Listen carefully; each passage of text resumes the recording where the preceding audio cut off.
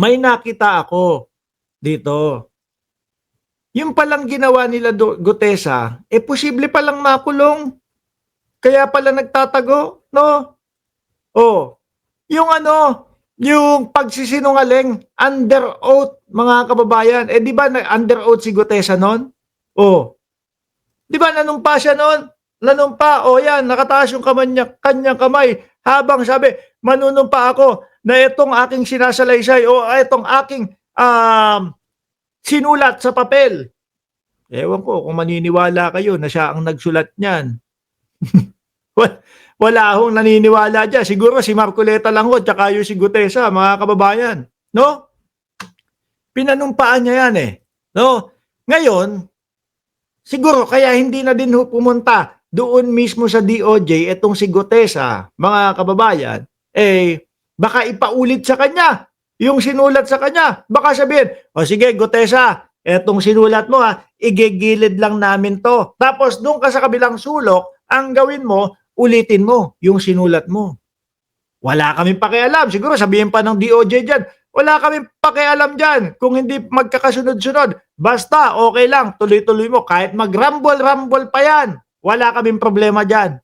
Basta ulitin mo lang. Kaso baka hindi maulit, mga kababayan. Yung nandoon nga ho siya sa sa Senado nagkakanda utal-utal di ba? Ilang mga ilang mga pages yung binabasa nila. Sana sabi pa ni Marcoleta, sandali lang. Wag kang wag kang magmadali. Basahin mo ulit kasi nalalagpasan mo yung isang paragraph Kung di ako nagkakamali, paragraph 20 tawanan yung mga tao doon. Pagka napatunayan mga bossing, yung surprise witness ni Marcoleta na si Gutesa ay nagsinungaling under oath, ayan, perjury ang kakaharapin ho. At sa Pilipinas ang perjury, mga bossing, ay criminal offense ho yan. May longko yan. May kulong yan. Oo. Di ba? Basahin ko to Surprise witness may be liable for perjury. Ping. Tapos mukhang si Marcoleta naman, posible na mapadisbar pa. Di ba? But Lacson said the alleged false notarization is just a side issue as he vowed not to get distracted from the aim of the panel to expose the kickback scheme in ghost and substandard flood control project. Isa pa ho yun, mga kababayan. Di ba? Ano sabi nung nagnotaryo daw? Hindi daw sila ang nagnotaryo para doon kay Gutesa. Aray ko po, isa pang problema ho yan. Pero ang tingin ko doon, mga kababayan, binigyang diin nila Marcoleta yung sa notaryo. Para kumbaga hindi na mapatawag, hindi na mahalata yung mga tipo bang nakikita nating mga Pilipino na puros kasinungalingan yung sinasabi ni Gutesa. Unang-una nga ho, mga kababayan ni wala nga hong naipakita o napatunayan dun na kumbaga si Martin Romualdez ang talagang mga pinuno. Wala lang, parang nagkwento lang Parang ako. Sige ganito. Dahil nandyan si Almond Lee na 214 ang kanyang like. Susulat ako ng tungkol kay Almond Lee. Sisiraan ko si Almond Lee. Si Almond Lee ay kasapakat ni ni Saldico. Si Almond Lee ang bagman ni Saldico. Parang nongga-nongga lang ho, mga kababayan.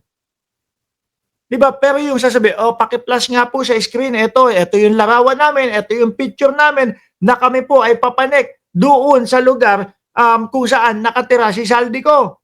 Yan po ako. Yan, CCTV ko po yan, etc. etc. Naku, baka magkahalungkatan pa. No? Ng CCTV. Nabanggit ni Mark Ramos. Oo nga naman, sinasabi nitong sila Gutesa na pumanik sila doon sa establishmento, doon sa building, papanik doon sa bahay ni Saldico.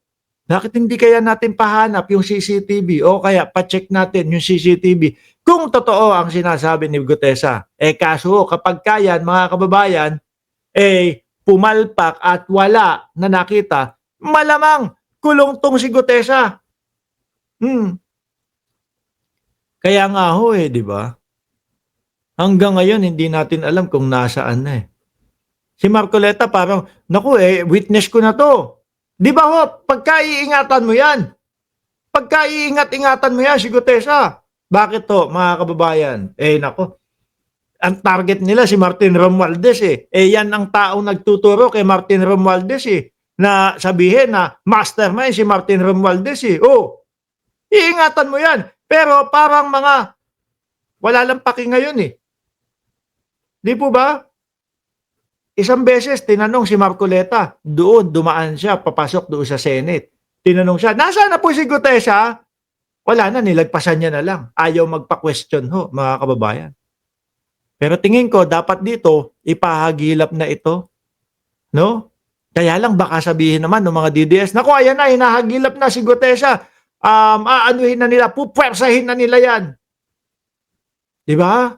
Ganun yung mga DDS.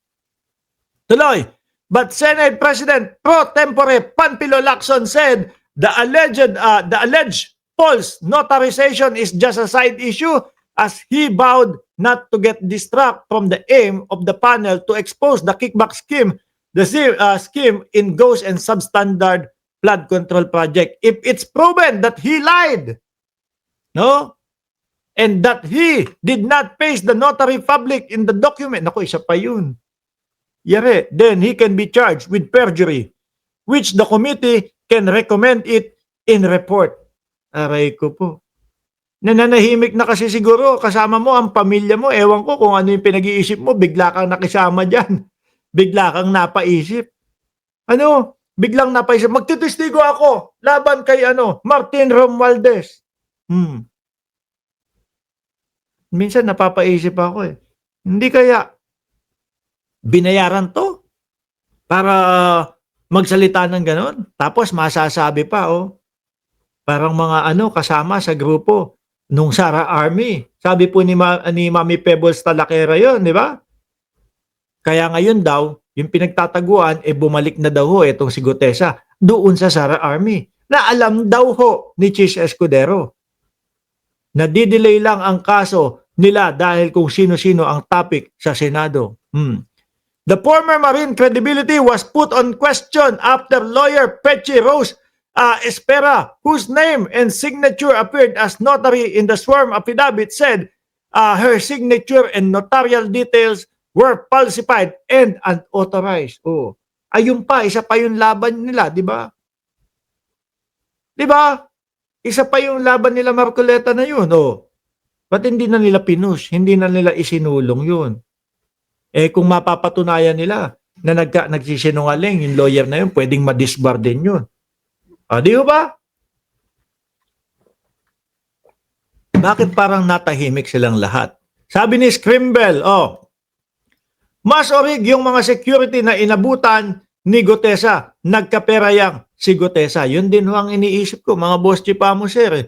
If proven that Gutesa willingly swore before a fake notary public, his action would cast doubt on the credibility of his affidavit. False in one thing, false in everything. No? Falsus unos, falsus, nakalimutan ko. No? Referring to the legal maxim, ayun, nasa ilalim pala Falsus in uno, falsus in omnibus.